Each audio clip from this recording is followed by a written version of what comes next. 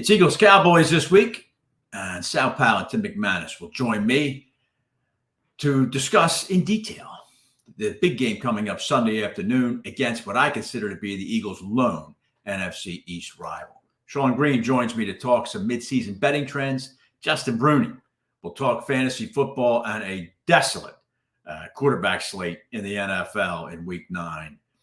And we'll do much, much more on a nostalgic and exciting weekend of football. It's This Week in Pro Football. It's time for This Week in Pro Football, a deep dive into the key issues and marquee matchups in the National Football League. For the next 60 minutes, we invite you to sit back or lean in with host Pat Callahan as we preview the week's Eagles matchup, big games, breaking stories, and all news NFL. It's This Week in Pro Football, right now on JAKIB Media Sports.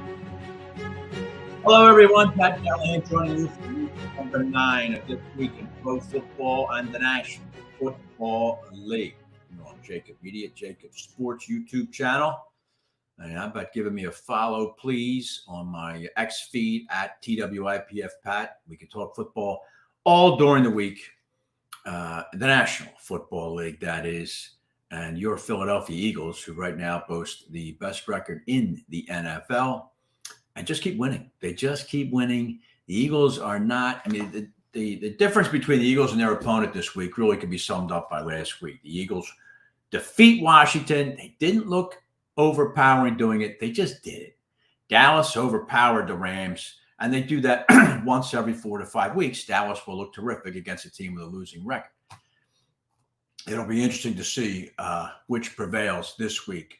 I'm not saying the Eagles get bored when they play these opponents. They don't. I don't think Jalen Hurts will allow it. Sal Paolantonio and I have talked about that in the past.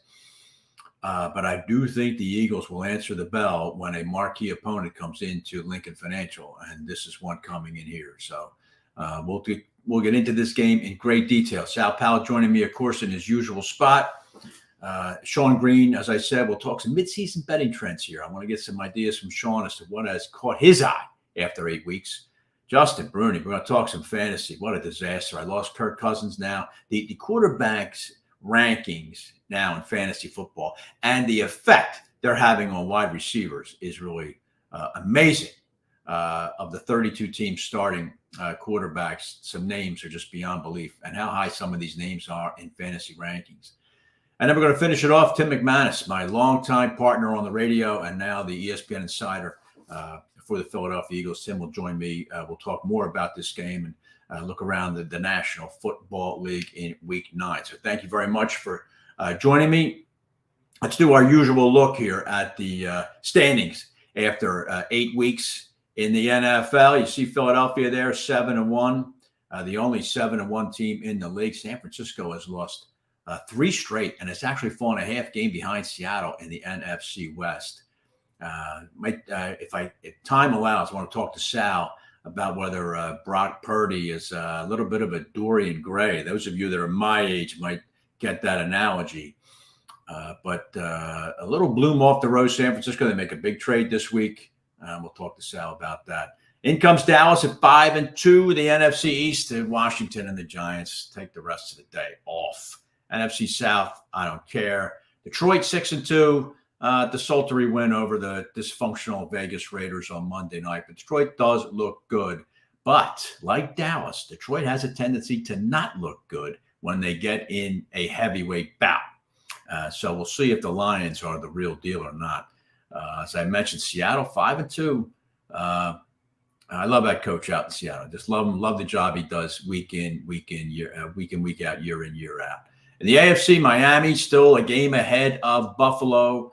Miami a tough one this week in Germany against Kansas City. Buffalo plays Cincinnati. That's at Cincinnati in the AFC North. To see now Cincinnati at 4-3. How about that? No losing records in the AFC North, but I think Cincinnati is the best team in that division. Baltimore, well, I've talked enough about Baltimore. They're the best October team in the NFL every single year. I'll believe it when it happens in January. But Baltimore, again, I give that coach credit too. Harbaugh does an excellent job year in, year out, but they're a team that doesn't figure wide receiver out. And come January, you need big stars to make big plays, and Baltimore doesn't have it. AFC West, it's Kansas City. It's Kansas City and everyone else. Sorry. I'm done talking about the LA Chargers. Vegas is a complete mess. Denver hanging in now at 3-5. Denver is at least being competitive. All right, that's the standings. Through 8 weeks, we take a quick look at the Week 9 schedule. In the NFL, Thursday Night Football has the Tennessee Titans at Pittsburgh. This game will not, you won't see much leather being slung around the yard in this game. We'll see if Will Levis is a one-shot deal there. He had a remarkable debut for Tennessee last week, 3 touchdown passes to DeAndre Hopkins. We'll see. Pittsburgh, a much tougher team on the road night game. We'll see about that. The rest of the schedule, Minnesota now without Kirk Cousins travels to Atlanta. The Vikings have fought their way back into the wild card, but I don't think it's going to be a long stay now without number 8. And then you have some games that just are not going to excite you. Chicago at New Orleans, the Giants and the Raiders. If you got the assignment calling that game, you better get your resume in order. Giants, Raiders, that's a terrible game, but a great Sunday night game, Buffalo and Cincinnati. Looking forward to that. Of course, the late Sunday game, Dallas at Philadelphia. So some really good. You got the early game Sunday, Miami, Kansas City. That's 9:30 in the morning. So make sure you get to church. But when you can still see that game. So you got a terrific morning game. You got a terrific late afternoon game. And then Monday night, the Chargers and the Jets. All right, so that's the Week 9 schedule in the NFL. So I want to bring this guy in. I don't want to. I have a million things to talk with him about, and of course, the first being to congratulate Sal Paolantonio, who was awarded last night the Dick Vermeil Achievement Award from the Otho Davis Foundation. Sal, how you doing? Pat, thank you very much. Doing great. It was a great night last night. Thank you for coming. I really appreciated your support. It was a great night and a great showing for Sal Pao. Paul Tagliabue there, the ex-commissioner. And I thought his a nice speech by the commissioner. Nice job by him. I'd love to. He's a guy I'd love to have on the show and just sit down and then the stories he could probably talk about from his tenure as the successor to Pete Rozelle. Huh? Pat, we are going to get Paul Tagliabue on this week in pro football. And Pat, that's the first time in a generation an NFL commissioner has addressed a Philadelphia audience. Yeah. Well, that's good. And he came out because of you and the great work. And I tell you, it's impressive for anybody who wasn't there, the regard that people have in the football community for Sal Paolantonio. As they should. Long time guy. And it was a funny, self-deprecating story you told about your boss there at ESPN, the way he said, Sal can be a pain, but he gets the job done. Leave him alone. Well, there you go. That's about as good as it gets, right? Right. Don't talk to me about Sal. He can be a pain, but you know what? He gets stuff done. So leave him alone. I want to tell you one other anecdote for everybody listening. Ray Didinger was there. Ray and Sal have known each other forever. I guess it's the 70s, right? I mean, you guys have probably known each other for 50 years, right?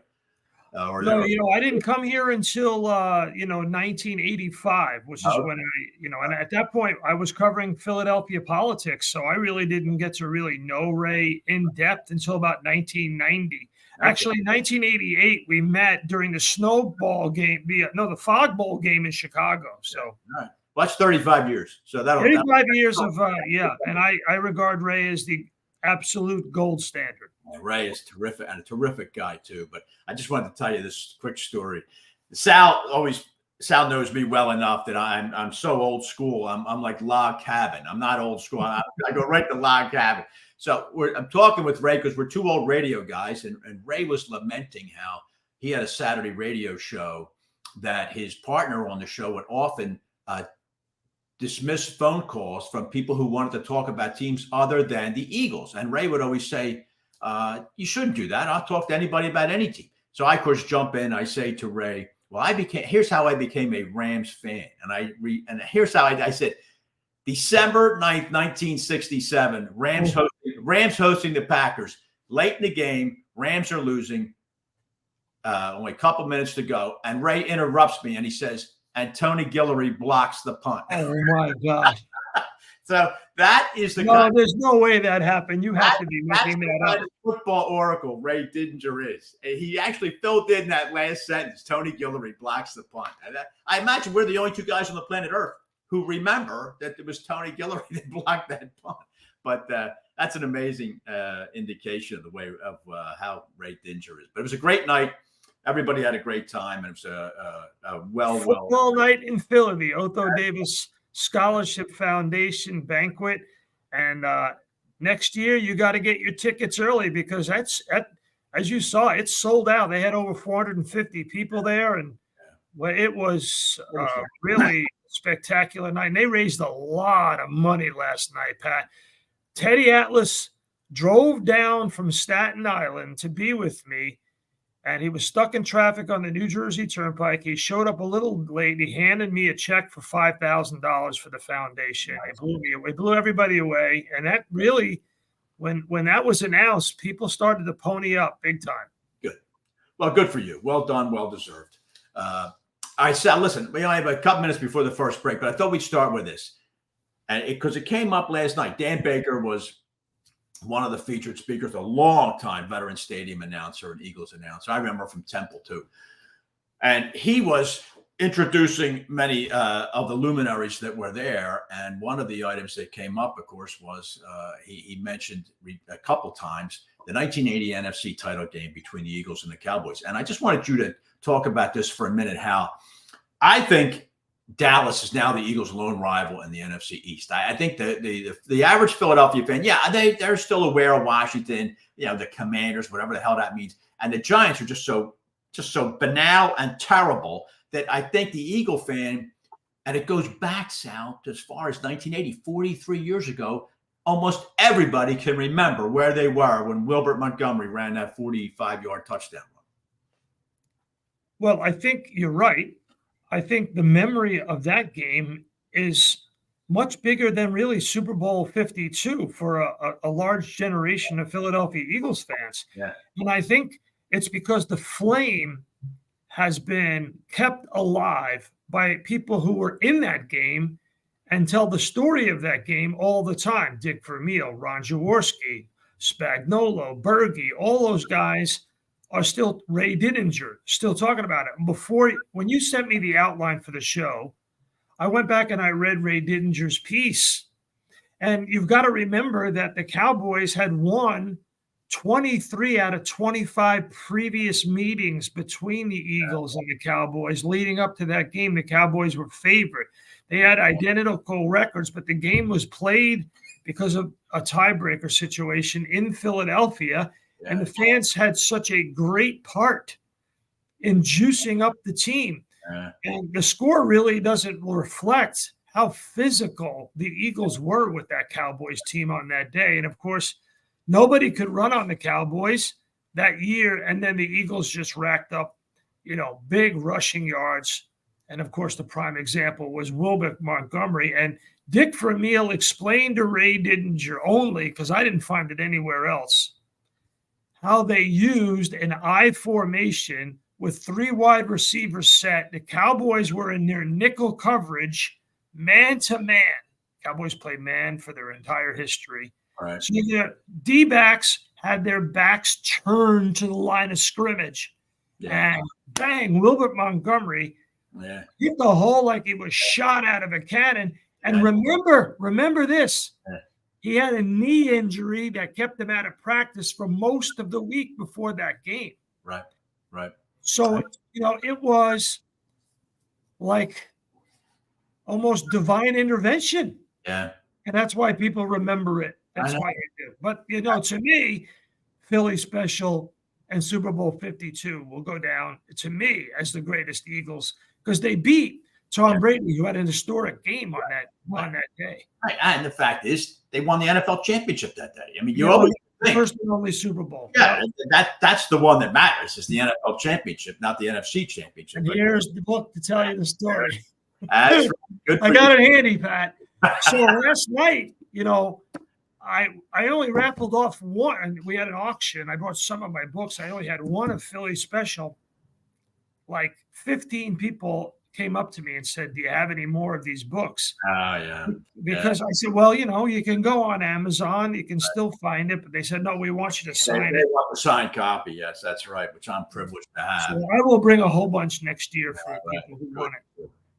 All right, listen, Sal, when we get back, I want to expand further on the Eagles-Dallas rivalry. I want to talk about that Eagles pass D. Slinging Sammy Howell does it again. Get your opinions on that. And we'll look around the league, too, with Sal Paolantonio. We're going to talk to Sal about there's 49ers and Miami, Kansas City, and Germany, and much more. We'll do that in just a minute on This Week in Pro Football. Celebrate your victories in style at Spring Mill Country Club. From Eagles wins to baby showers, weddings to birthdays, our picturesque venue is ready to host your special events. Make memories that last a lifetime in our stunning surroundings. Call Spring Mill today at 215-675-6000 and elevate your next event to unforgettable heights. Contact us now to book 215-675-6000. John Kennedy Ford. Their reputation sounded too good to be true, so my partner and I decided to do a little digging. They know we can see them, right? We could get them a great deal if they just come inside.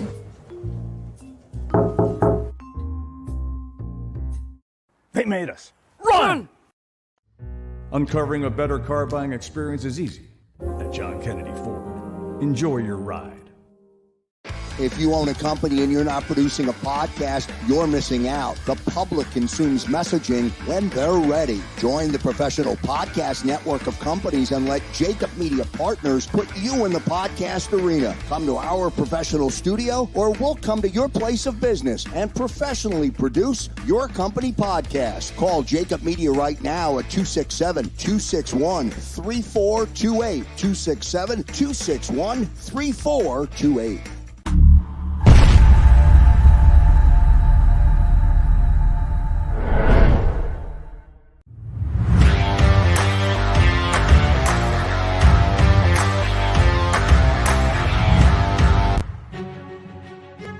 Welcome back to This Week in Pro Football. I'm joining you on JAKIB Sports YouTube channel.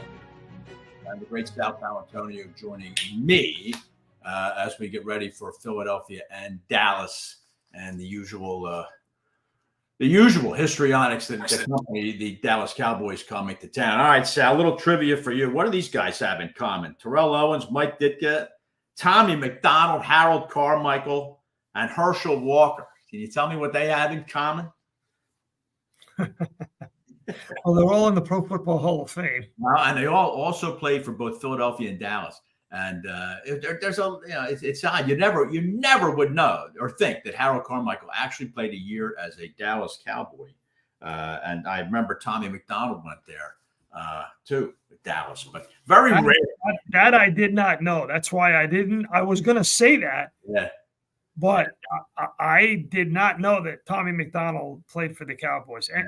Anyway, this rivalry has become pretty intense. And, these teams are going to play 3 times this year. They're going to play here. Yeah. They're going to play in Dallas. And then they're going to play in the playoffs. Yeah. And one of these two teams will be in the Super Bowl. Yeah. Well, all right, Sal. All right. I appreciate that. And but I think I still give Philly a decided edge here. And here's one reason why. The Cowboys, to me, Sal, are a very schizophrenic team. And yes, they can look impressive. They looked impressive last week, beating what is now a 3-5 Ram team. I knew they were going to win that game big. But Dallas seems to me, Sal, once a month, they play a great game against a sub-500 team, and Dak Prescott looks really good. But I don't think they do it consistently. Give me your thoughts. Where you see Prescott as in the overall ranks of NFL quarterbacks right now this season? Well, he's had a good year against bad teams. Okay. That's what I would say. Right. He's had a good year against bad teams. Right. The Jets, the Giants, the Rams, right. That's pretty much it. So they went up to San Francisco and they got boat raced. Right. And right. The key was, on both sides of the ball, they didn't have an answer on third down. They didn't have an answer on pressure on the quarterback. Right. But San Francisco has changed quite a bit. Deebo Samuel is hurt. Brock Purdy is not playing as well as he has. Now, San Francisco has bolstered their defense quite a bit since that game. So they understand Javon Hargrave has not really lived up to his billing since they brought him in, and they need to get pressure on the quarterback. The whole league is about one thing and one thing only. Are you getting pressure on the quarterback? Right. I'm going to give you these numbers, Pat. Scoring is down, way down in the National Football League. The under is king right now in the NFL. Las Vegas knows it. The guys know it. Right. Points scored per game is at a 13-year low. Why? Because pass block win rate is the lowest it's been in 6 years. And quarterback rating league-wide is at an all-time low. League-wide, quarterbacks are averaging just 6.1 yards per attempt, lowest in 17 years. How about that one? Why do I mention that? Because the Cowboys sort of fit into that, and the Eagles do not. The Eagles are bucking the trend. Their scoring is up. They are top in the league in pass block win rate. Last week, they surpassed Kansas City in that number. And Hurst's passer rating last week was 135.7. That's 35 points higher than his average for last season. Yeah. The Eagles are, without a doubt, bucking the trend, and the Cowboys are not. Yeah. That, to me, is the key. All right. But just to buttress what you said, 5 to 12 games this week, the over-under is under 40 points, actually under 38 points. So it goes to show you're right. And it's all at the quarterback position. We'll have to talk about that. You and I have talked about quarterbacks forever. We'll talk about that in a future show. But the corollary, the flip side of this is the Eagles' pass defense. Now, you and I have laughed about slinging Sammy Howe, but Sal, 39 of 52, 397 and 4 touchdowns last week. I don't know what the 114 passer rating. The Eagles are 26th in the league in passing yard defense per game.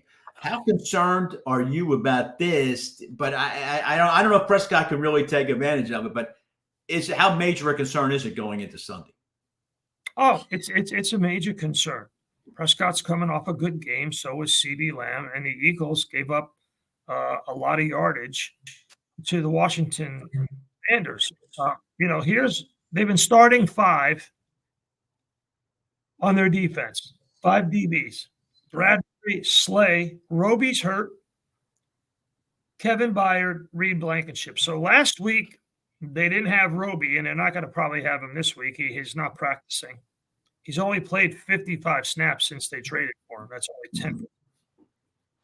So they're going to probably try to get Sidney Brown, the rookie, to play in the slot. Now, I liked what Sidney Brown did, Sean Desai using him on corner and safety blitzes. I thought it was smart. He's fast. He's tough. He hits hard. And that's a really nice aspect of what they do. But there's the big but. In coverage, he's learning, because that's what you do, unless, of course, you're Deion Sanders coming out of college. So, it's a tough position to play, right, especially the way they play it. Right. So what I think they're going to have to do in this game specifically is they're going to have to do a lot of doubling of CeeDee Lamb. They just will. All right. Because the Cowboys are going to double A.J. Brown. Right. A.J. Brown has more yards against man-to-man coverage than any wide receiver in the league. Really? And if the Cowboys think they are going to play man-to-man against A.J. Brown, they're going to lose the game. Yeah. Yeah. So to me, the way Mike McCarthy, and I'm going to talk to him tomorrow for my shows this weekend, one-on-one. To me, Mike McCarthy's got to take the air out of the ball. He cannot get, in my view, into an air show with Jalen Hurts. That can't happen. They got to take the air out of the ball, and they got to run the ball more than they have. No, Sal, I think 2 things are going to get in the way of that. One is that Dallas is not committed to the run all season long. Tony Pollard's been a huge disappointment. And he's coming off a major injury. I don't understand why they thought all of a sudden a running back in his first year from a major injury was going to have he's not Breece Hall. No. Who's a young man. Yeah. So they're going to have to commit to the run, because if they think they're going to get into a shootout, Jalen Hurts and A.J. Brown in the jungle of South Philly. Right. I mean, they're out of their minds. And also the fact that, as you mentioned 5 minutes ago, the Eagle pass rush will be a key to the game. If the Eagles tee off and they can get after Dak Prescott, he becomes a totally different quarterback. Well, here's the thing. The Eagles pass rush has been good in the fourth quarter. Right. And especially Hassan Reddick. So get an early lead, then get after Dak Prescott. That's the way you got to go. All right. One other thing about – I believe the Eagles can do that, and I think they will win this game that way. All right. Sal Pao, presented by the great folks at Prime Bank in New Jersey. Sal, one quick word about Jalen Hurts. You and I have been talking about him, obviously, a great deal this season, and you're very much aware of this. I won't call it a controversy. This issue regarding the Eagles' seemingly, almost manic need to dismiss the fact that he might have a knee injury. How prevalent do you see this? Is it affecting his role in the run game of the Eagles? Well, he only had 6 rushing yards last week against Washington. That was his lowest rushing output since he's become the full-time starter. So there's proof. Yeah, there you go. Right. It's proof right there. Right. He was wincing at times, a slight limp. Yeah. I mean, you're going to have the great Tim McManus on very shortly. He's around the team all the time. He did live shots yesterday while you and I were hanging around Otho Davis banquet. Timmy Mack was working yesterday. So you're going to have him on the air. Get the great Timmy Mack to tell you what's going on. I mean, Tim's going to do that. We're going to have him on later. All right, listen, Sal Pao, let me get around the league with you. I got a couple minutes left with you. Some quick hits. I mentioned Brock Purdy as Dorian Gray. Now, you'll remember that literate guy, St. Joe professor that you once were. Is the bloom off the rose with him now? Is he playing like the last man picked in the draft, or will he rebound with a very talented 49er offense? Well, listen, come on. Deebo Samuel was such an important part of what they do because Deebo Samuel would run those wide receiver screens, the wide receiver jet sweeps. Right. He was always open. I mean, Deebo Samuel proves to be as important to that offense as Christian McCaffrey. Right. So that definitely changed the configuration for Brock Purdy midstream. And then he's coming off a concussion. Right. And then he got his head hit last week, too. He fell on the back of his head last week. That's exactly what happened to Tua. I know. So, I don't know. I'm not close to the situation, obviously. I am going to do what we call informed speculation. Maybe they shouldn't have played him last week. All right. Or they certainly should have taken a hard look when he fell in the back of his head. Somebody should have taken a hard look because his play dropped markedly after that. So the answer to your question, he's coming off a concussion. He's missing Deebo Samuel. I'm not ready to make any big judgments. I'll make an evaluation of how he did last week, just like I'll make an evaluation of how Jalen Hurts did last week as a runner. He is a dual threat quarterback who is now really winning from the pocket. But at some point, the Eagles will have to run the football more effectively. And the reason why they were an effective running team is because you had to dedicate a hat in run defense to Jalen Hurts. If you don't have to do that, and you really want to rely, okay, now that's a different configuration. Let's see how smart Dan Quinn is as a defensive coordinator in this football game. There you go. And one other thing, Sal, I want to hit you with. That's kind of a two-pronger, if you'll allow me. Miami, Kansas City, let's face it, it's a marquee game, so let's put that on at 9 o'clock in the morning. But, okay, it just worked out that way. But to the Chiefs, you probably noted last week, they lost to Denver, and a critical play in the fourth quarter, Sky Moore drops a beautiful touchdown throw from Patrick Mahomes. How do you see this game, 6-2 Miami and Kansas City? And also, why didn't the Chiefs go get a receiver at the trading deadline? And will it come back to haunt them? I think they should have tried to pry Devontae Adams away from Las Vegas, but I don't think that would have ever happened within the division. I guess maybe that's a bit of a pipe dream. But, those guys are not walking around on the street. Sky Moore is a young receiver who dropped the pass, and he's got to bounce back from that, or else Kansas City is going to have a problem. See, the Kansas City is favored in the game by, 2.5 points? 2.5, yeah. Yep. They're still so good in the fourth quarter, but they got to get to the fourth quarter. All right. They got to get to the fourth quarter. That's the key in this game. Yeah. And we saw Miami when they came in here. Yeah. Yeah. Steve Spagnuolo is from South Philadelphia. Yeah. I think he'll have an answer for Miami. I like Kansas City in that game a little Fair bit. enough. By the way, talk about 9:30 in the morning. That stadium in Frankfurt, I think, only holds 40-something thousand people. It's a soccer stadium, right? You could have probably sold triple that number of tickets. And they just swapped out the turf too. I hope nothing happens to that game. They just swapped the turf out. I don't know, but then we'll see how that goes. But the matchup show this weekend, you already mentioned, you have the Cowboys coach coming on. Anything else of interest? And how does everybody feel? We'll be all over this weekend for sure, and we'll be all over Cowboys Eagles for sure. We have a whole segment with Darius Butler and Greg Cosell. I'm right at NFL Films right now. The happy time of last night is over. Time to get into the film study. Back into it. You got to get back into it. It's Cowboys week, baby. And, the key to this game to me is the two number 11s, A.J. Brown and Micah Parsons. Yeah. So you got to block Micah Parsons and run at him. They've had success doing that. Right. Run right at him. Make sure he has a fat mouthful of 2 or 3 face masks on every rundown. And the other thing is, if you cover A.J. Brown one-on-one, you're dead. Right. Even with 2 guys on him, we saw him beat them. Yep. AJ, don't let A.J. Brown destroy your night. All right. Well, we'll see how the Battle of the 11s go. I believe it's going to go for the home team, but we'll see how it goes. But I appreciate all this time, Sal. It was a great segment as always. Congratulations again to you. And we look forward to the matchup show. We look forward to talking to you again next week. All right, pal? All right, Pat. All right. The great Sal Paolantonio joining me for an extended segment there. Thanks very much to him. Thanks very much to this guy for hanging on. That will be Sean Green, known as Mo Green now in Vegas, certain parts of Vegas anyway. And we're going to talk about some midseason trends with Sean, midseason betting trends. And, of course, we'll hit the 3 marquee games with him this weekend and see what he thinks about them. So please stay with us here on This Week in Pro Football, presented by Kennedy Ford. Anything can happen when you go live.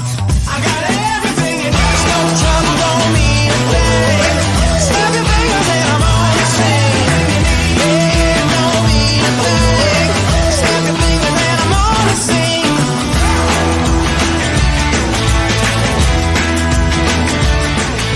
Live Casino and Hotel Philadelphia, voted best casino in Pennsylvania.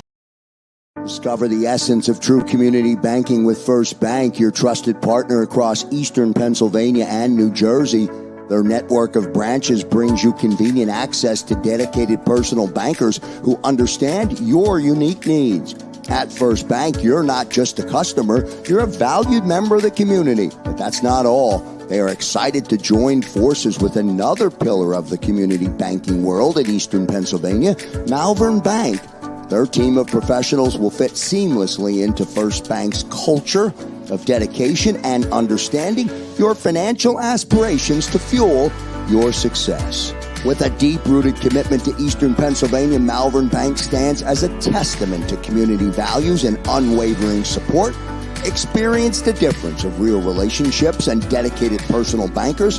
Connect with any member of the team today at our Westchester office, conveniently located at 849 Paoli Pike, or you can call them directly at 484-881-3800. First Bank is an equal opportunity lender and member FDIC. At Whistler Pearlstein LLP, we assemble the most effective team to handle all of your legal needs. There are players and pretenders, but our hustle and heart set us apart. In practice now for over 75 years, we're proud to be one of the most prominent full-service law firms in the Philadelphia region. We offer 17 different areas of practice, including business, corporate, and tax education law, real estate, zoning, and land development, municipal law, and litigation.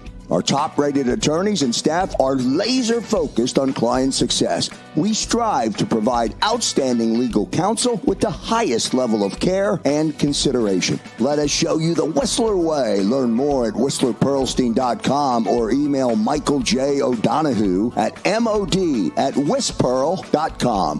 WhistlerPearlstein.com or mod@whistpearl.com. I want to be a game changer in construction. I want to be able to provide diversity in the workforce, and it starts at the top. I started Rodriguez Construction Group in 2013 with 2 employees, and we're 85 strong today. M&T has been a great partner since day one, providing us the access, the opportunity, the funding to be able to continue our growth. We can change the community in a positive way, one person at a time, one job at a time, and one family at a time. I think M&T Bank is very committed to the community, just like us.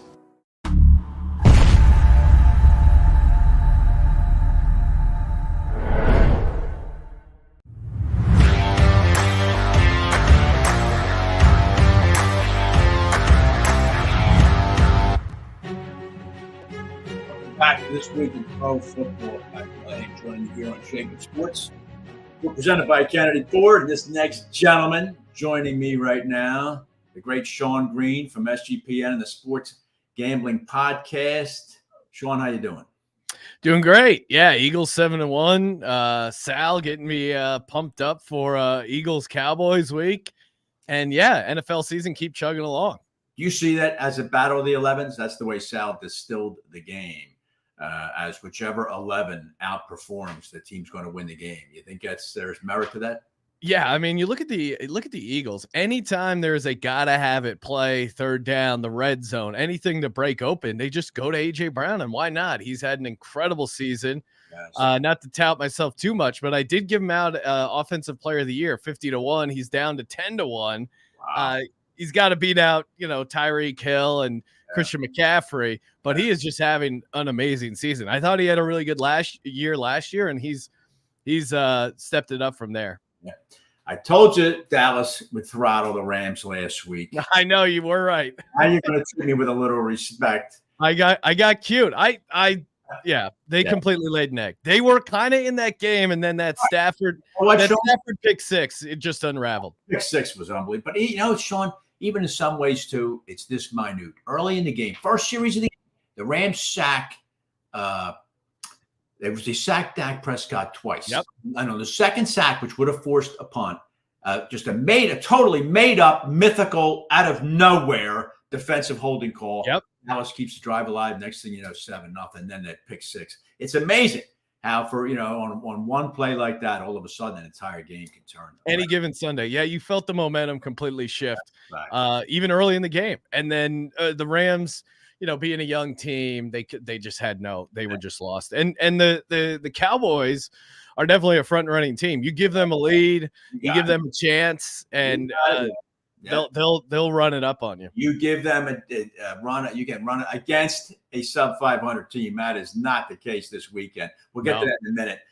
Please tell me there's no tape of you grabbing the New York Giants passing over prop from last week's game. Can you believe a professional football team in 2023 put up -9 net passing yards in a game against their rival, the New York Jets? Well, that obviously is an insane stat, but even adding on to that is they had -9 passing yards and they had a 96.1 expected win probability when they lined up to kick that field goal. So they should have won the game with -9 passing yards, and they somehow blew it. It's crazy. No, it's not like the Jets should be making their reservations for Arizona, whatever the Super Bowl. That's unbelievable. And misses that field goal, and what a mess that game was. God forbid. It's funny how the NFL, you have some super powerful teams like Miami, Philadelphia, sometimes Dallas. And then and just coming back to the Jets real quick, I gave out Jets to win the division before the season at like +375. And then Aaron Rodgers, tears his Achilles. I'm ready to shred my ticket from the sports book. But now, meanwhile, the Jets are right back in this thing. I know. It's a wild year. Speaking of Achilles, too, you got another team that climbed back in Minnesota. Now they lose Kirk Cousins, which, of course, was I see Justin Bruni here at my fantasy quarterback. I blame Justin solely for that injury, and he's going to get an earful about it. But that notwithstanding, Sean, let's talk about well, let me ask you this first before we get to the games. Midseason, give me some betting trends that have emerged in your mind. Maybe a couple too. Maybe one that you might be surprised about. Obviously, the unders are the unders the most significant trend that has come up over the first half of the year. Yeah, I mean, we talked about it earlier on in the season about the red zone inefficiency, and it kind of continues to keep going that way. The market's adjusted a little bit, but it does still seem, when in doubt, take the under. I do think second half of the season they'll keep adjusting it down. A lot of it probably due to some of the replacement quarterbacks, right. And as far as like keeping the scoring down. As far as trends, there's a couple that have jumped out to me, and this one starts out slow and continues to grow as the year goes on. But right now, teams playing in a back-to-back road spot are 11-19 against the spread. So you'll see that.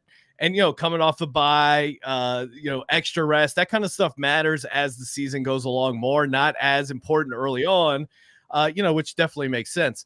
And similar with the coming off Thursday night. Now that is 9-5 ATS teams coming off Thursday night the week prior. The other one, which is one we always keep an eye on, we call it the Close Your Eyes Special, where team underperforms the spread by 21 points, and they're getting points the next week, lock them up. That is a 6-3 against the spread this season. Doesn't happen every week. Some weeks there's a couple. You just kind of got to keep an eye out. How about that? Well, I think my one get right special, and it dovetails with one of the things you just mentioned. I think Green Bay gets a little bit right this week. They can't be this horrible. They simply can't be this horrible. And they're playing a team on the road for the second week in a row. In Los Angeles, and the Rams are a complete mess at quarterback. I think Green Bay gets a little healthier this week. But let's get to those three games, Sean, that I wanted to get your expertise on. Starting Miami, Kansas City, 9:30 Sunday morning. That means for where you are, you're going to get up at 6:30 to watch the opening kickoff of that game. Yeah. Depending on the game, sometimes I sleep through the first quarter or just lay in bed and look at my phone. But Chiefs Dolphins, I got to get up. I'm going to get the coffee going early because this is an exciting matchup. And I really like the Chiefs in this spot. I think that the number is adjusted too much. The Chiefs are coming off that loss.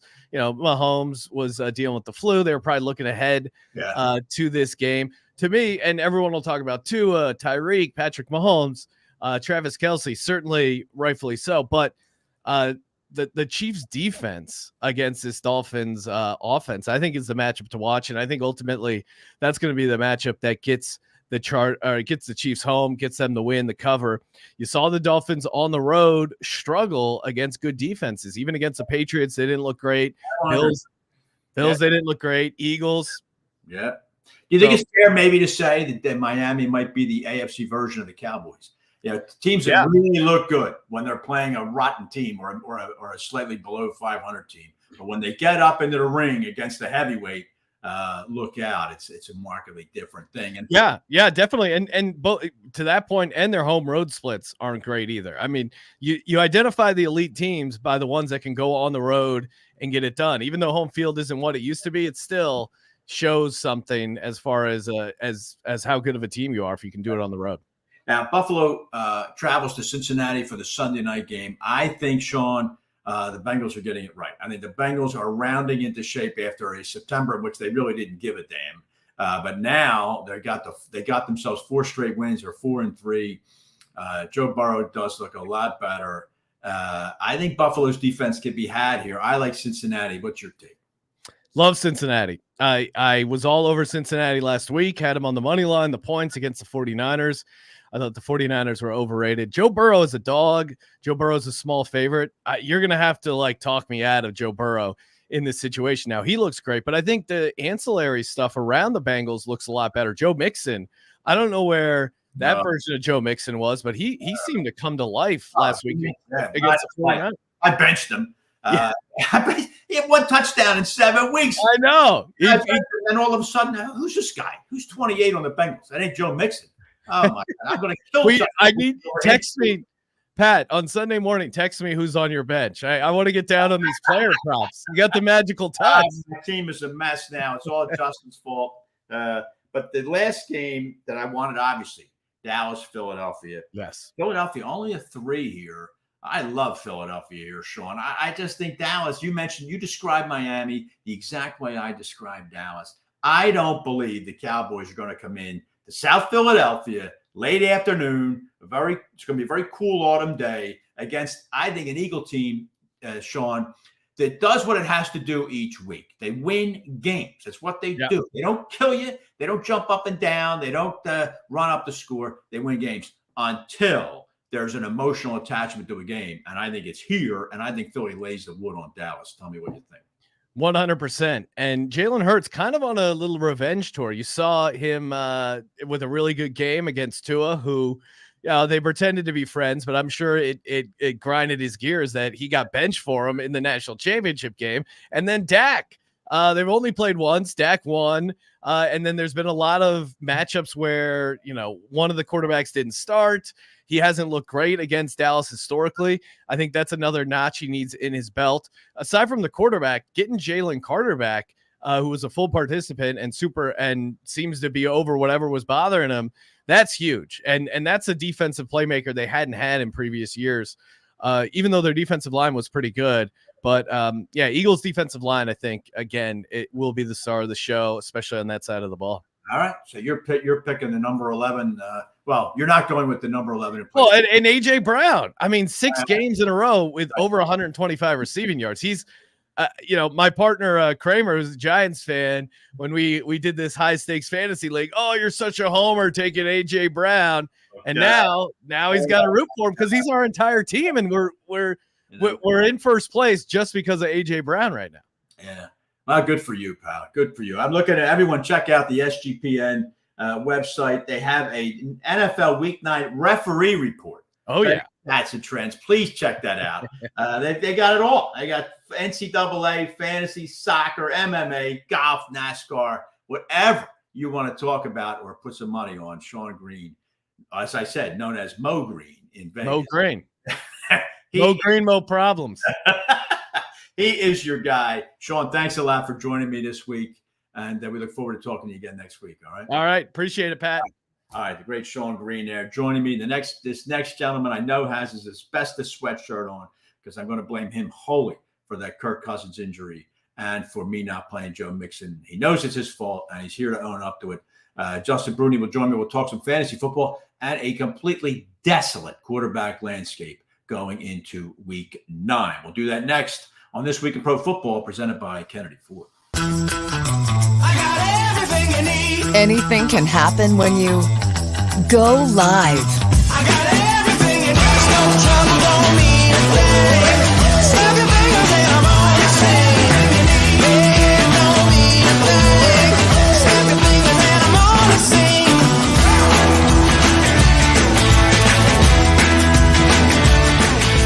Live Casino and Hotel Philadelphia, voted best casino in Pennsylvania. If you own a company and you're not producing a podcast, you're missing out. The public consumes messaging when they're ready. Join the professional podcast network of companies and let JAKIB Media Partners put you in the podcast arena. Come to our professional studio or we'll come to your place of business and professionally produce your company podcast. Call JAKIB Media right now at 267-261-3428. 267-261-3428. John Kennedy Ford. Their reputation sounded too good to be true, so my partner and I decided to do a little digging. They know we can see them, right? We could get them a great deal if they just come inside.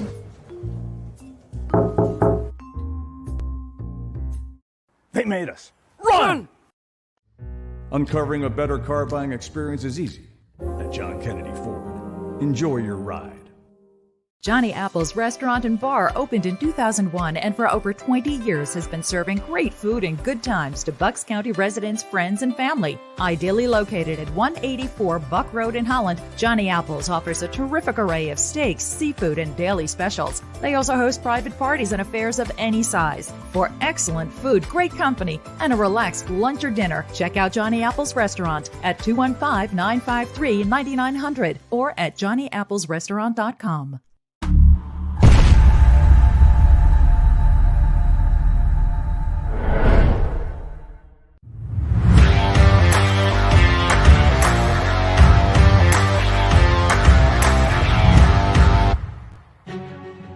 All right, welcome back here this week in pro football. Sean Green, presented by the great folks at High Hotel Philadelphia.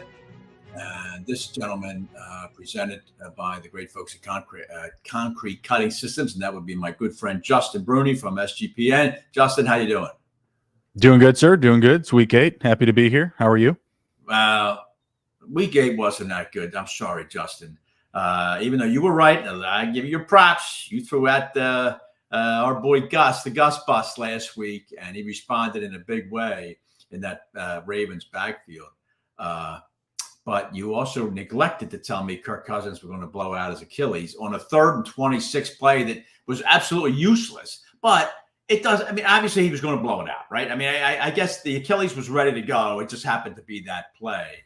But devastating blow for obviously for Minnesota. And I want to start, Justin, because if you like even thinking about your rankings, right, at the quarterback position, I'm seeing the names. This is like top 10, top 12 for week number 9. I'm seeing names like Baker Mayfield, Sam Howell, Jordan Love.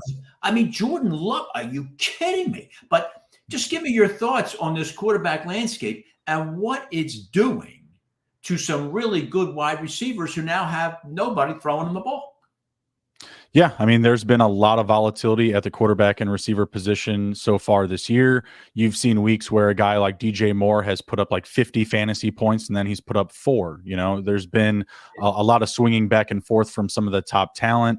You would have thought Devontae Adams would have been fine, even with Jimmy Garoppolo. He now transitions to Aiden O'Connell. There's probably only about 10 quarterbacks that I would trust starting this week. Of those few that you mentioned, Jordan Love, Baker Mayfield, not either of them, but I would be very comfortable starting Sam Howell right now, given the market, given some of the key bye weeks. You know, if you drafted, either Trevor Lawrence or Jared Goff really hurting this week, those are another 2 guys you could throw into that mix, and you could say, oh, hey, at least we have, a solid QB1 position, at least the top 12 guys actually produce. But you're seeing names like Sam Howell, Jordan Love kind of slip into that territory because of some higher weeks. I mean, don't get me wrong. I don't feel amazing starting Sam Howell, but he has shown us that he can be relevant in fantasy if he's not being, productive for his football team. Like at least he's putting up some stats, throwing the ball, down the field, not being necessarily conservative, we'll say, actually trying to make plays. And, that's helping out in fantasy for sure. It's funny, Justin, what a sport this is. What fantasy football can do to your NFL watching. It's just brutal. Last week I cut my arch nemesis, Derek Carr, the one NFL player I probably now you need him back. Dislike more than any other player in the NFL. I played him once, the night game against Carolina, and he looked so stupid in the game that I wanted to reach through the TV like that girl in the movie The Ring and just throttle him. And then last week, 300 yards passing 3 of the last 4 games. I mean, he's now like a QB1. I did pick him up, by the way, but can you believe it? Good. Is now, of course, he's got a hell of a receiving core. Are you buying Derek Carr stock the rest of the season? Yeah, absolutely. And I think most of it actually comes from more inclusion of one backup quarterback, Taysom Hill, into the lineup. Once they started using him at a higher volume, just in multifaceted ways, running, receiving, even passing the ball a few times, the more that he's been included, the more success the offense has had, and the better Derek Carr has actually played. It's very interesting. He's led the team in targets some weeks over guys like Mike Thomas, over guys like Chris Olave. It's very interesting. I know, but if you're a fantasy guy like I am, and I'm a full contact fantasy guy, right? My team, I just sweat every play out. And you got Derek Carr, and you see that kid trot onto the field, and you just say to yourself, man, if this kid runs in an 8-yard touchdown and I lose a Carr touchdown, it drives you crazy. But you're right. He's been very complimentary. But the quarterback position, Justin, has just been really, really killed. And the wide receiver position, accordingly, are you, for instance, at the wide receiver position, you regard DeAndre Hopkins' performance last week as a runoff or a renaissance? I'm not going to say renaissance. Like I don't love him tonight, but I think, again, given the market, injuries, bye weeks, he's definitely worth a start. But I'm not saying that's going to be the narrative for him rest of season, simply because, I mean, well, 1, 3 touchdowns, 4 catches. Okay, you can't replicate that touchdown percentage week after week. And 2, some of those plays were just crazy. Like the first touchdown that he scored, just a completely broken play. He's not going to have that every go around. And against a lot of secondaries in this league, those are going to be interceptions for Will Levis. I know, but you look, I'm sorry I'm hammering away at this point so much, but to me, it's just, I've never seen a fantasy year like it, Justin. I mean, in terms of wide receivers being devalued, you take some quality guys. Minnesota, you know, Jordan Addison, Cooper Kupp, and Puka Nacua in Los Angeles. The Green Bay receivers, they seemingly are as bad as Jordan Love. Amari Cooper in Cleveland. You mentioned the kid in Chicago. The Jets, Garrett Wilson. So many good receivers who now, Justin, they're probably not even in your top 20 because their quarterbacks can't get them the ball. Some of them have still been relevant, like Garrett Wilson. You and I talked about him early in the season when Aaron Rodgers was injured, and I still felt like he would be in that wide receiver 1 territory. He's more in the middle of wide receiver 2, which is fine. You definitely look at Cooper Kupp and Puka Nacua, what could be coming with Brett Rippon most likely starting this week. That's certainly not ideal, but I do like Tyler Higbee a little bit more because of that. But yeah, you're going to see these ebbs and flows. You know, most years you're looking at Patrick Mahomes and he's just like the top of the league at quarterback play. It feels like he doesn't have the supporting cast. You were talking about that earlier in the show. You're surprised that they didn't add anybody at the trade deadline. I was just as surprised given just some of the names being tossed around in the market at the deadline. I was assuming that they would be involved because just one more weapon, and I think you get a lot more efficiency out of Patrick Mahomes. So I'm with you there. It's a bad runoff. And the year we just have to adapt, you know, year by year, there's always a new trend that we have to lean into. You know, right now it's these pass catching running backs and, you know, wide receiver 2s and wide receiver 3s that are going to be moving up the depth, you know, moving up the priority for less talented QBs. You're exactly right. And it's just amazing, Justin, year in, year out, how it's proven how many NFL GMs regard draft picks as something like Indiana Jones found. It's like the holy grail. They won't part with a draft pick. The Chiefs could have called Tennessee and said, we'll take DeAndre Hopkins off you. I mean, yeah, what would they have given up for Hopkins? You know, like a 5th round pick, maybe a 4. I doubt it. A 5 and a 6. So what? Get a guy that Patrick Mahomes can lay the ball into. The guy's going to catch the ball. And you know, that might be worth something. You know? No, I wish more NFL teams practice, you know, trading draft picks like the Rams, you know, but I think they also look at the Rams and go, oh, we'll see how it looks now, you know. Justin, you're 1,000% right. They look now at the wreckage of the Rams because Les Snead overdid it. He overdid it, but they're looking at the Rams situation saying, not me, I'm not going to do that. Instead, they look at Howie here in Philadelphia and they say, no, that's the way we're going to do it. But hey, not easier said than done. All right, Justin. Yeah, exactly. No. I mean, my Bears were quote unquote following the blueprint, right? Like, oh, we got DJ Moore. We did it.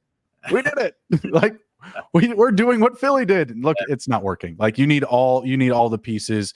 It's a chess game, and you know a lot of these GMs unfortunately are still playing checkers. Whether they're being overly aggressive, underly aggressive, it's a weird market for NFL players alike. Strange trade by the Bears this week, Justin. I'm not sure what they were doing there, picking that. Yeah, I mean, I don't mind it if he re-signs with us, but he's talking about his options, which aren't. You know, that's not great if he leaves. And the Bears are not prepping for a Super Bowl run. Why would you get a rental player who's probably going to test the free agent market, and he's not going to stay in Chicago? Sometimes it just baffles you. I don't know. But anyway, I guess you give the Bears kudos for trying to improve the team. But yeah, I guess so. But they're not going to catch the Lions this year, and he may not re-sign with us. So again, like I'm just kind of held with my arms up until he signs a contract, and you know maybe we're a year or two away. Yeah.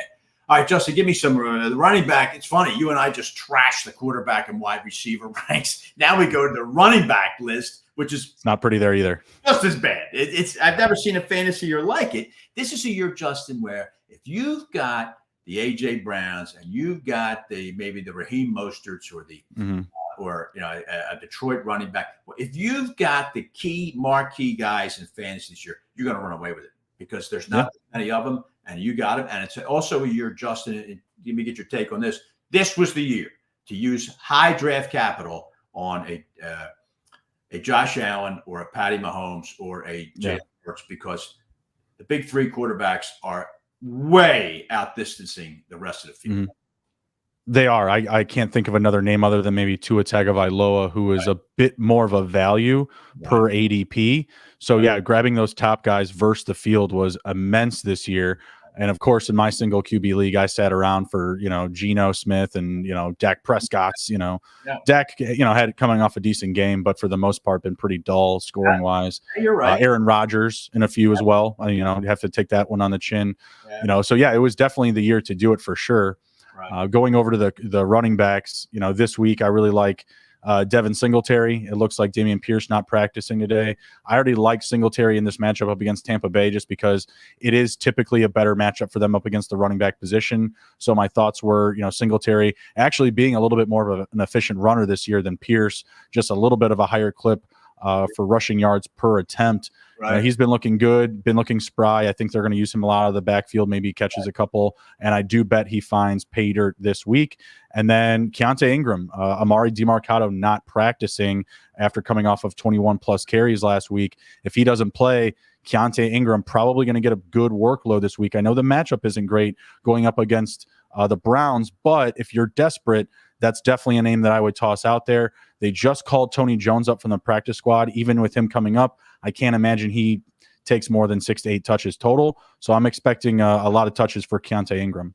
All right. 2 names. I appreciate that very much. Justin, thank you. And I insist, before I let you go, that you declare Sunday another Joe Mixon day. You've got to do this. They play the Bills, right?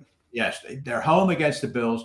Joe Mixon, who had benched last week, comes up with a touchdown, 87 yards rushing. I didn't know who that was in that 28 jersey. I think the Bengals discovered, hey, we got a running back here. Who is this guy?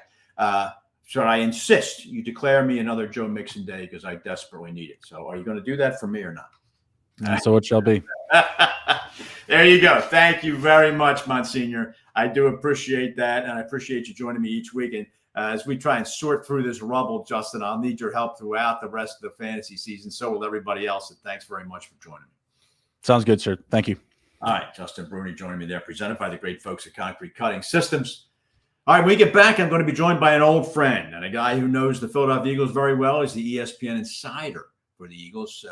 That would be Tim McManus. He knows the Dallas Cowboys, too. We're going to talk Eagles-Cowboys again and look around the league. We're going to do that next to wrap up Week 9 of This Week in Pro Football. Welcome to Park Bank, a return to better banking. With 7 convenient locations covering Philadelphia and South Jersey, you can now earn more with Park Bank's premier money market account, offering depositors 5% APY on balances under $50,000 and 5.35% APY on balances $50,000 and above. Take advantage of this limited time offer. APY equals annual percentage yield. The minimum deposit required to open the account is $1,000. No service charges are imposed, provided you maintain a daily minimum balance of $1,000. Fees may reduce earnings. The quoted APYs are accurate as of October 10, 2023 and are subject to change at any time. For more information, go to parkbank.com. That's parkbank.com. Member FDIC. Concrete Cutting Systems Incorporated, the concrete cutting specialists in Philadelphia and Pittsburgh. These guys are celebrating their 28th anniversary as the industry leader in the field of concrete cutting and robotic demolition. Any type of concrete cutting or drilling, concrete demolition or interior excavating, call the specialists. Concrete Cutting Systems. They're the only full union concrete cutting company based in Philadelphia. Call the guys today at 215-533-0652. The website is concretecuttingsystems.net. Let's go Eagles. Evolution Energy Partners has helped hundreds of businesses save millions of dollars on their energy spend. They offer electricity and gas procurement strategies, efficiency audits and engineering and financing solutions, as well as online utility bill management. To learn how your business can save, visit www.evolutionep.com or contact Chuck Herschella at 610-329-8288. Evolution Energy Partners, energy solutions to improve your bottom line.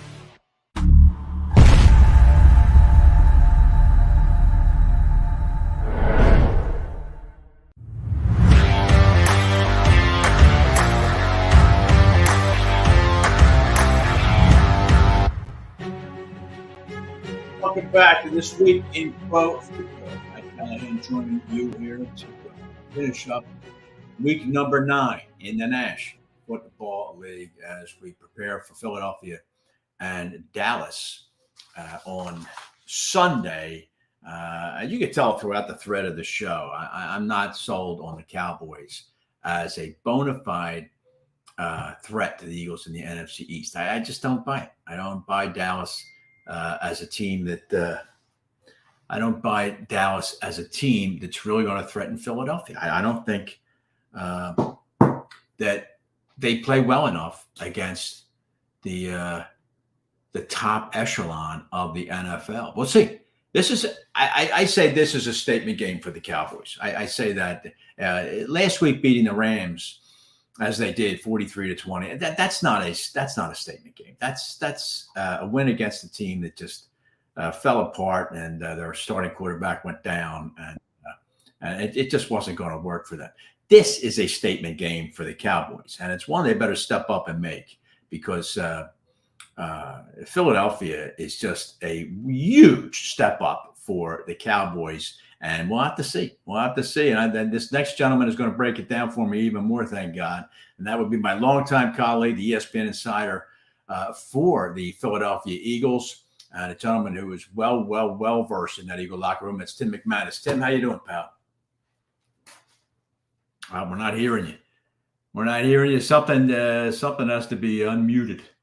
I don't know whose end that's on. Are we good? How about now? No, still not. There you go. I think I got you now. Do I have you? No, still not hearing Tim. Let's get that. Hopefully, between Xander and Tim, we can figure that out because I want to hear every word Tim has to say as we get ready for the Eagles and the Cowboys. But just doubling back to talk about Justin Bruni, and those of you that are in fantasy leagues, what a disaster this quarterback listing. That's why Sunday's game, the marquee games that I talked about early on in the show. All your marquee quarterbacks are playing each other. You got Buffalo, Cincinnati. You got Josh Allen against Joe Burrow. You got Miami, Kansas City. You have Tua against Patty Mahomes. You got Philadelphia, Dallas. You have you got Jalen Hurts against, Dak Prescott. He's a marquee quarterback because he's got the star on his head. I wouldn't say that he's in that echelon that I just described, but we'll see. Hopefully we got Tim ready. Tim, how about now, pal? Can you hear me now? Right. I got you now. Thank you very much, pal. Beautiful. Thank you for your perseverance. Appreciate it. How you been? Everything's great. How about you? Good. You know me, pal. Look better than ever. You know that. And that I know that's the first thing that struck you when you saw me is, God, how handsome is this guy going to get, for God's sake? I know. It's like the more you age, the better you look. It's incredible. You're defying all logic, Pat. I know what you thought when you first came in. You thought, oh my God, that's Andy Reid. And I appreciate you not saying that. So thank you very much for that. Not at all, man. It's good to see you, my friend. Same here. And Tim, always enjoy your stuff on ESPN.com. Everybody check Tim out and check him out on Twitter at Tim McManus. He's a great follow. All right, Tim, I want to start with this, pal. The Eagles just played Washington. I was positing earlier with Sal Paolantonio that the Eagles, I don't see Washington as a rival. And I'm talking about I was talking about from a fan's angle. I don't think Eagle fans see Washington as a rival. I don't think Eagle fans see the New York Giants as a rival. What I wanted to ask you was, what goes on in the clubhouse? Compare last week, Eagles traveling to Washington. Was there talk about division rival, let's go get them, versus this week with Dallas coming to town? Yeah, I mean, they were saying all the right things last week, like this is a division rival and this is, this is going to be a dogfight. And actually, it turned out to be just that. But yeah, I mean, I think there's a different feel certainly around the city. And to a certain extent, in the clubhouse when it's Dallas week. That being said, it feels a lot different than it used to during a NFC East week in the Eagles locker room than in times past. Like, I still remember Trent Cole as an example. Like, when it could have been Cowboys week, it could have been Giants week. Like, you would walk into the locker room and he would be standing on his chair in the locker stall, just like so fired up he didn't know what to do with himself, like screaming at the top of his lungs. And you could, as soon as you walked in there, you're like, oh my God, yeah, like it's a different week. Right. And I feel like, I don't know, dynamics have shifted maybe a little bit, and you can bring up theories as to why, but a lot of players don't look at these opponents kind of in that like same heated way as they used to. Maybe they look at each other as more brethren at this point, or for whatever it is, but they don't seem to quite get as amped as like, the days of Trent Cole and Brian Dawkins and that group. Right. Exactly. Yep. All right. And one then other related comment to last week, Tim, and that is slinging Sammy Howell. I mean, what is it? I mean, the numbers he put up last week, another 39 of 52, 397 and 4 touchdowns.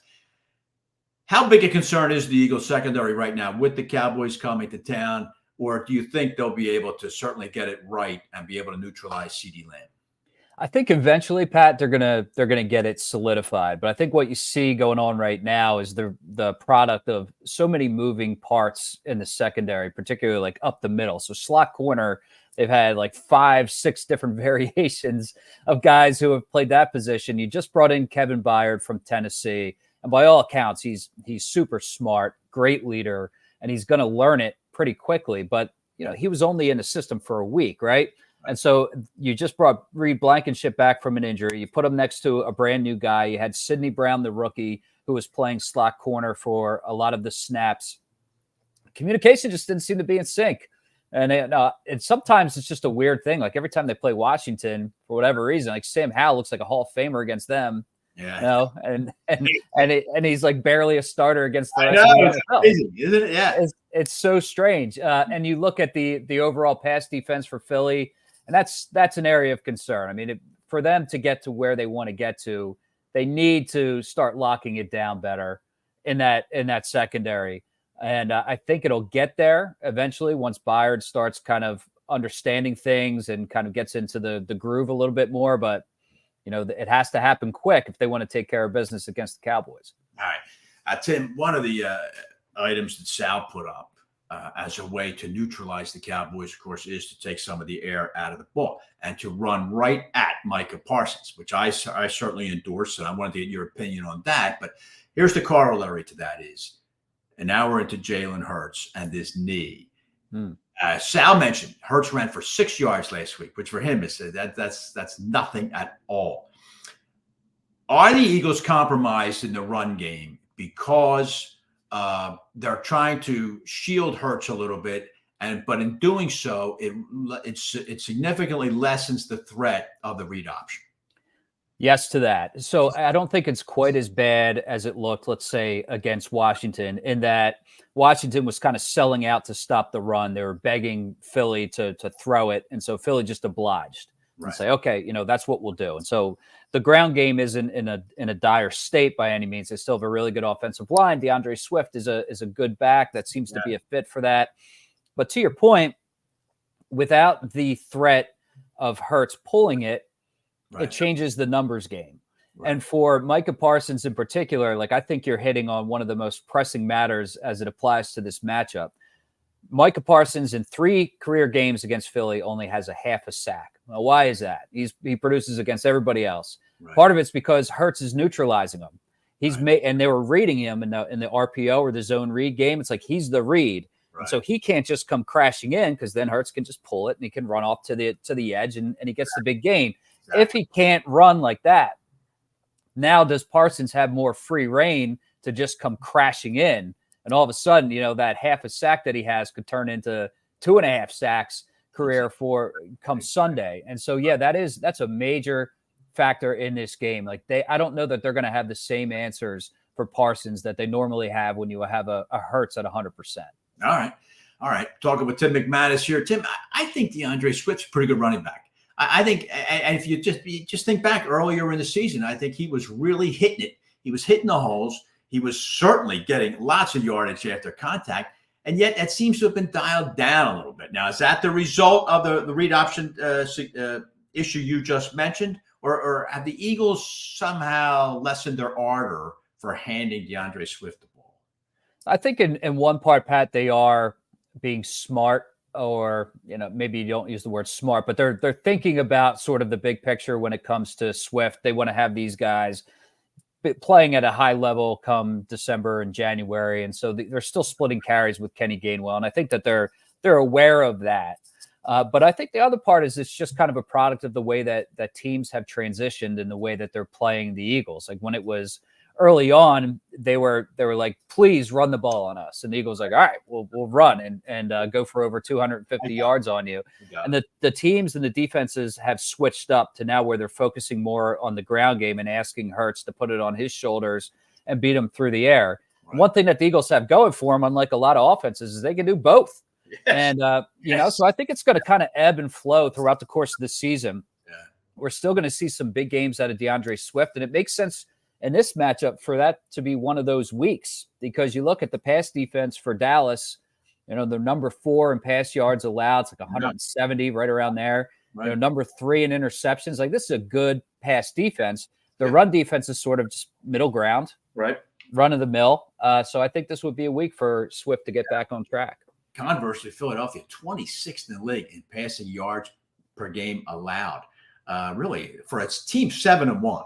That's a really a noteworthy stat. So I agree with what you're saying. I think that if the pathway for the Eagles to lose this game is to allow Prescott to get comfortable and because I think he's far below Jalen Hurts as an NFL quarterback. How do you see Dak Prescott? I mean, you've seen him now numerous times covering the Eagles for ESPN. Is he an upper echelon quarterback, or is he who I think he is, which is he's really good at beating sub 500 teams, but he's not that good when the ante gets up like it will be Sunday? Yeah, he's the guy who I feel like I changed my opinion on a year-to-year basis. Like, there was definitely a point in time where it felt like, all right, this is QB1 in the NFC East, and looked like he was on this clear trajectory to me to be one of the best quarterbacks. And then he's had these really funky years. Yeah. And this year he's kind of bounced back a little bit. Like, he's coming off of a 4-touchdown performance. He's doing a little bit better playing out of structure, extending plays, making some things happen. But I don't know that, you rely on him week to week and know exactly what you're getting out of Prescott. But I find that, this matchup has the chance to be problematic for Philly, because we're talking about the issues that they're having up the middle in the secondary. And now here comes CeeDee Lamb, who likes to operate oftentimes out of the slot. So, like, what are the answers for that? Yeah. And if they can't figure that out, then this might be another big game for Prescott. Yeah. All right. Well, it'll be very interesting to watch that chess game. I imagine, Tim, it's harder to double a guy in the slot than it is to double him outside wide. So we'll see if Dallas, I'm sure Dallas will go to great pains to avoid Philadelphia doubling him. And that'll be an interesting chess match throughout. Now, Tim, the last thing I wanted to ask you was about this 6-game gauntlet. Now, I know Sal always lectures me. This show's called This Week in Pro Football, but you and I want to take a look out. This is the first of the 6-game gauntlet that ESPN Analytics says is the toughest 6-game stretch of any team in the league. Do you think, being in the clubhouse, is Nick Sirianni aware of this? Is there a certain way maybe he addresses this with his team, or is it just the old adage they take one at a time? He's going to do his best to put the focus where it needs to be, and that's on the Cowboys. I think that honestly is kind of where they're looking at right now. But it's impossible to ignore this gauntlet that you're talking about. I mean, by the way, Xander, do you have that screen? Maybe you could bring it up so Tim and I could talk about it if you have it. The 6 games that are coming up for Philadelphia. But go ahead, Tim. Use that up. And maybe it makes it a little bit easier to focus even harder on this week, and that they have the bye right after that, Pat, right? And so they go into the bye, and then they get to prepare for the Super Bowl rematch against the Kansas City Chiefs. And from this point on, really through like mid-December, Yeah. It's a big week after a big week after a big week. I mean, they got the Chiefs and they got the Bills and they got the Niners and Dallas in Dallas and even Seattle. Seattle's playing some pretty decent ball right now. Who's Seattle in? They're 5-2. 5-2, and that one's on the road.